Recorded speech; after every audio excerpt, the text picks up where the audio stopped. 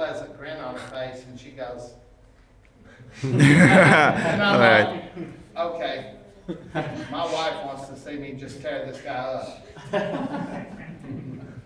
For the next few minutes, I embarrassed the living snot out of this guy. I mean, there was nothing he could do with me. Everything ended up with my fist in his face or my fingers in his eyes, or, you know, there was nothing he could do with me in Chisau. Everything he tried, I shut him down so fast he didn't even know what hit him. After it was over, he says, well, you're pretty good at Chisau. You know, I said, oh, well, thank you, you know. And my wife had to look away. She, you know. And later on, she said, wow, she said, I've never seen you turn it on like that. She said, you would have messed him up if you hadn't been controlling your strikes. But, you know, to do that to a student, no, that's just abusive. It's not a good thing. So when we do this in a good spirit, a friendly spirit. We're brothers and sisters in Jeet Kune Do. We're not enemies, okay? So don't treat this like you're doing this with an enemy that you want to hurt. Treat this like you're doing this with your brother or sister that you want to help learn. You want to help this be a learning experience. So when you start doing this, there's hundreds of things, literally hundreds of things you can do out of the role. But you're thinking like that, just, you know, do it, feel it, know what it felt like. Now it's his turn. You can do whatever he wants. So he goes with that. Okay, good, good. Okay, so we're rolling. Okay, just whatever, you know, and just feel it, just feel it. Don't try to destroy each other or anything like that, okay? And try to hold your structure. In other words, you shouldn't have to do that to get them. You should be able to do it right from where you are. Anything you want to do, you do it right from where you are. Don't have to, you know, lose your balance and fall and all this kind of stuff and step into them. You should be able to do whatever you want to do from right where you are. Now, when you're doing Chisau, there's a proper distance. Okay? You cannot do Chisau effectively if your elbows are jammed into your body or pushed out to the side. You cannot. The elbows have to clearly and cleanly leave the body. See that? My elbows are very clearly and cleanly in front of my body. Okay? Anybody should be able to do this.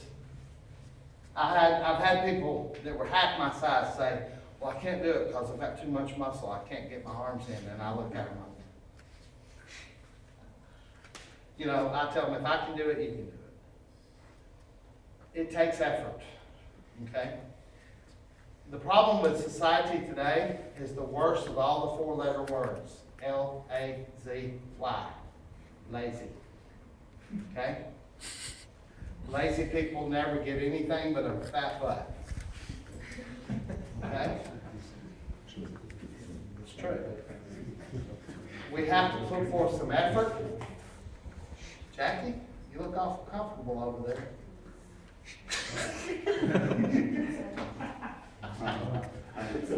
just making it funny. Just, you know, it's okay. Yeah, it's okay. All right. So keep the elbows out in front of the body at all times. Keep them in. Don't be lazy. Don't let them come out here. Because in Chisau, especially when you go combative with it, Gorsau, which is combative Chisau, if you're out here like this, you're going to get destroyed. You're going to get torn up because your elbows, you've totally lost control of them.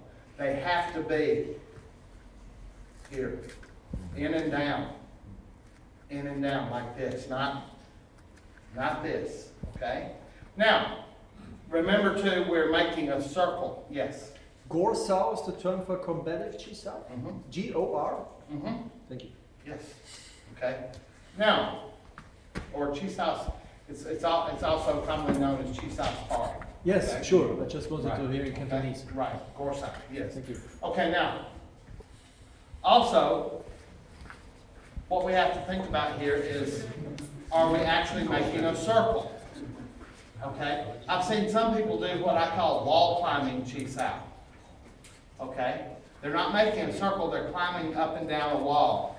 Each arm is climbing up and down a wall, and it looks like this. See, I'm very clearly just going up and down. There is no circle. So don't do this. It's this. See, now you actually see the circle. Each arm is responsible for one half of the circle, and the other mistake that people often make is they hang with their foot side. In other words, with the foot side arm, they're always pushing down. Okay?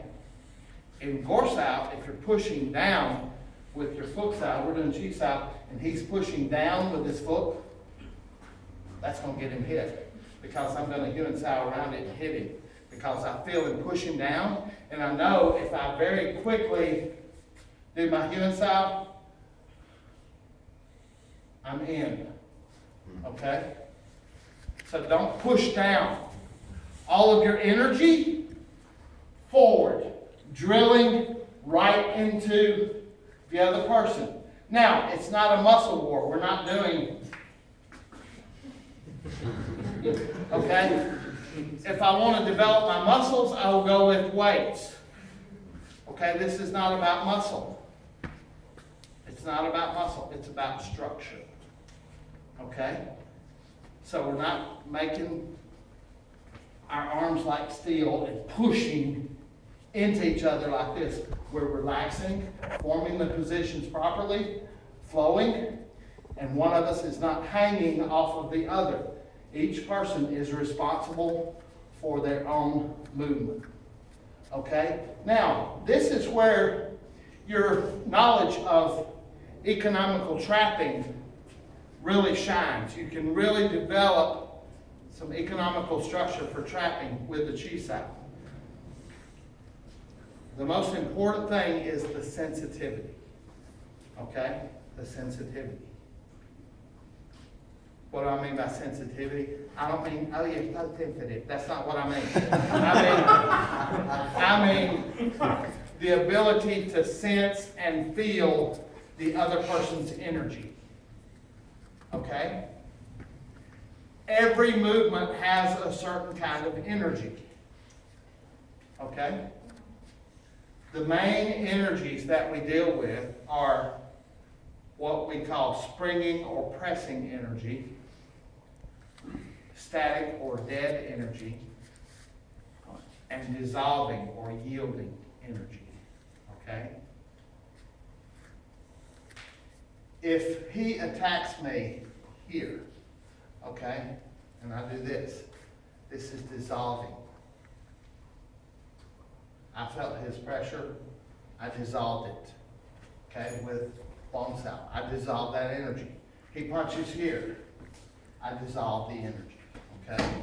Now, an example of dead energy, this is most common in your hard style traditional arts.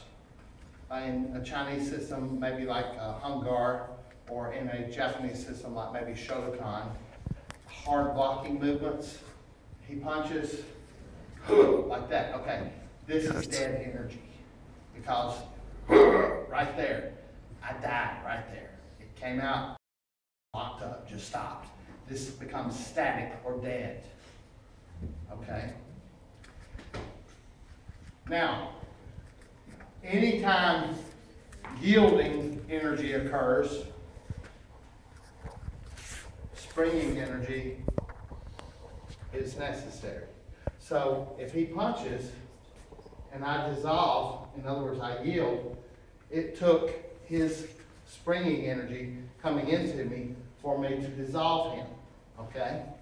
But springing energy, the idea is, it's like, okay, if he's pushing against me and I'm pushing against him, and once he removes his hand, see that? That was springing energy. Now, the springing energy is a good thing to have because when we're rolling and all at once one of his hands drops, he's hit because I spring automatically. Okay? There's a saying, when there is emptiness, strike. Okay? If his hand disappears all at once. Did you see how just automatically he was hit when his hand dropped? That's because, and this is where Bruce Lee's analogy about water comes from. Water will seek the path of least resistance. It will eventually wear down almost any substance on earth, and it will find its way through. Okay?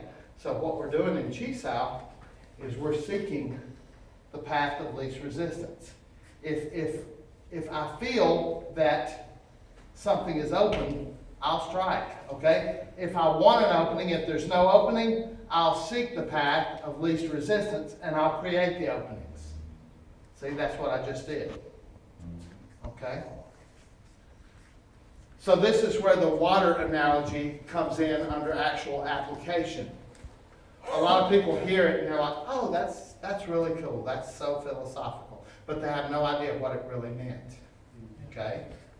This is what it means. When there's a small opening, you will immediately fill that void and strike. Okay? All of these things you learn from Chisao. And this is such an important part of Jeet Kune Do. How can anybody leave this out and claim to be doing Jeet Kune Do? Well, I'll tell you, that's what it is. It's just a claim. Because without the Chisao, without all of the necessary elements, it's not Jeet Kune Do. Make sense? Mm-hmm. Okay, get a partner. Let's try this.